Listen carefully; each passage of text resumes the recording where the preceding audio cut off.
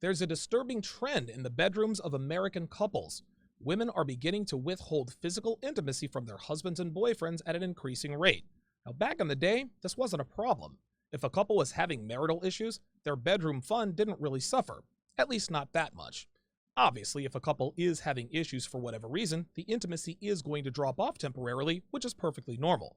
But when they work things out, they have a great makeup session and go right back to their regularly scheduled fooling around in bed. Fast forward 60 years and women are now purposely withholding intimacy from their significant others. They do it to make a point, to punish him for something, or to get something they want. There are many other reasons depending on the situation, but the point is that there is never a good reason to withhold intimacy from your husband or boyfriend. That's right, ladies, there is never a good reason to withhold bedroom fun from your boyfriend or husband. Before I discuss this any further, I'd like to quickly remind you to sign up to get text notifications when I release videos just like this one, so you'll never miss a live premiere again. Just text TSR to 474747. Standard messaging and data rates may apply. Now, women watching would probably be thinking, well, if I don't want to be intimate with my boyfriend or husband, I don't have to. My body, my choice. If I don't want to put out, I'm not going to put out. And guess what, ladies? You are 100% right. No man can or should force a woman to do anything she doesn't want to do, least of all fooling around. If you're mad at your man for whatever reason and you don't want to get busy because you're mad, you are well within your rights to close your legs. If you feel like you need to withhold your body to teach your man a lesson, you can do that too. Your body, your choice. Withholding intimacy from your significant other for whatever reason you choose is not illegal. It's your choice, and you shouldn't be forced to do anything you don't want to do. But here's your problem, ladies. When we as men decide to withhold our money and resources for whatever reason we choose, you lose your minds. Every time I advise my guys, never feed her before you fool around with her, women are foaming at the mouth with anger. It's a man's duty to spend money on his woman. Is that right? Well, how about we swap the gender and the deed and see how that sounds? Are you ready? It is a woman's duty to be intimate with her man. Doesn't quite have the same ring to it, does it, ladies? But guess what? We do not have to share our resources with you if we don't want to, any more than you're obligated to have fun with us in bed if you don't want to. My girlfriend doesn't have to give it up to me any more than I have to share my resources and lifestyle with her. But if she does withhold her body, I'm out the door. And if I withhold my resources, she's not going to want to fool around with me. This is quid pro quo at its core. The point is that women feel entitled to a man's resources, but then they want to close their legs and expect men to be okay with it, and it doesn't work that way. Women are no more entitled to a man's resources than a man is entitled to a woman's lady parts. But society doesn't tell us this, does it? It tells us that women are entitled to our resources, but then they turn around and tell us that we're not entitled to their bodies. So, men decided to do their own thing and sever all ties any woman has to his resources outside of what he decides to allocate to her of his own free will. Now that has caused our culture to adjust by taking our resources away from us in the way of taxing the reproductively responsible men and giving that money to the reproductively irresponsible females who have 5 kids by 5 different men. Even though I, Donovan Sharpe, have nothing to do with a woman getting knocked up by half a dozen dudes, my resources are still taken away from me and transferred to women. I have no children.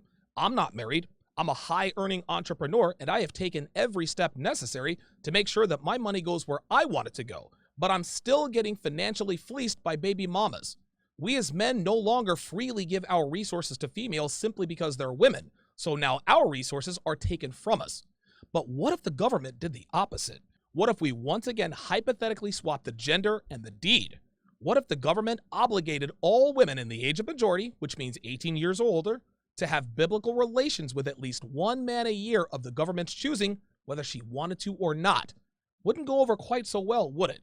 Forcing women to be intimate with a man of the government's choosing would be wrong for so many different reasons. So why then are we okay with doing it to men? Why are we okay with men getting our wallets ripped out of our backsides and giving our money and resources to irresponsible women we don't know or like? But Donovan, that's not the same. There's a big difference between money and intimacy. Au contraire, they are literally exactly the same thing, at least as far as relationships between men and women are concerned. As men, we want to fool around and we want exclusivity. This is why we pursue women. We chase party girls for casual flings and we chase women for relationships. We want exclusive access to their lady parts. Intimacy is the reason we pursue women. It's not for money. It's not for resources because we have plenty of both. Oh no, it is for sex and sex alone.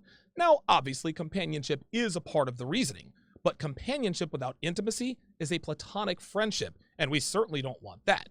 So fooling around is the one and only reason we even deal with and put up with females in the first place. On the other side of that coin, women pursue men for what? Our money and resources. They don't chase us for bedroom action. Why? Because they've got access to unlimited sausage until they hit menopause, and sometimes even well after. Women chase men for relationships to get access to our resources and our resources alone. Yes, protection, companionship, stability, and status are all factors, but none of that matters if he's not sharing his resources with her. But there is one huge difference between bedroom action and resources in terms of our motivations to pursue each other. And that is that women need our resources a lot more than we need women's bodies. Now, don't get me wrong, we certainly want intimacy. But for every woman who doesn't want to have biblical relations with us, there are 5 more who are ready to give it up at a moment's notice. Now, yes, on the other side of that coin, for every man who doesn't want to commit his resources to a woman, there are at least 25 other men who are waiting in the wings. But the difference is that women don't want these men. They want the high-value men, not the low-value men who will move heaven and earth just to have one night of fun with her. So in this game of chicken between men and women withholding sex and resources from one another, we as men, we win. And the reason we win is because girls who don't give it up can and will be replaced. It's not the same for women, because at some point, women will run out of men who are willing to share their resources with them. And when that happens, they panic. They're mad that men are no longer buying what they're selling, which is a used car with a blown transmission and 500,000 miles on it. But then they have the nerve to charge full price and turn away any man who doesn't want to pay the thicker price. American women in relationships are always overplaying their hands, guys. Charging a lot more for something their men can go out and get virtually free from women who are thinner, more pleasant, and better behaved. Then, when their man cheats, they scream, "Men are dogs! Men are garbage! Men cheat!" Well, did you forget about the part where you snapped your legs shut because you thought you could do so without any consequences? Yeah, thought so. So ladies, what are your thoughts on a man withholding his resources until he knows you're worthy of his attention and commitment? And fellas, how would you handle your woman withholding intimacy from you to teach you a lesson? Let me know in the comments below. This should make for an interesting discussion. And for less than the cost of a cheap date with a low-quality woman, you can watch me discuss topics just like this live every weekday at 4:30 p.m. Eastern. You can also get access to my archive, which contains past episodes as well as my Sunday webinars. Just go to patreon.com/Donovan Sharpe and you will join a tight-knit community of like-minded men striving for masculine excellence and living life on our own terms. The link is in the description.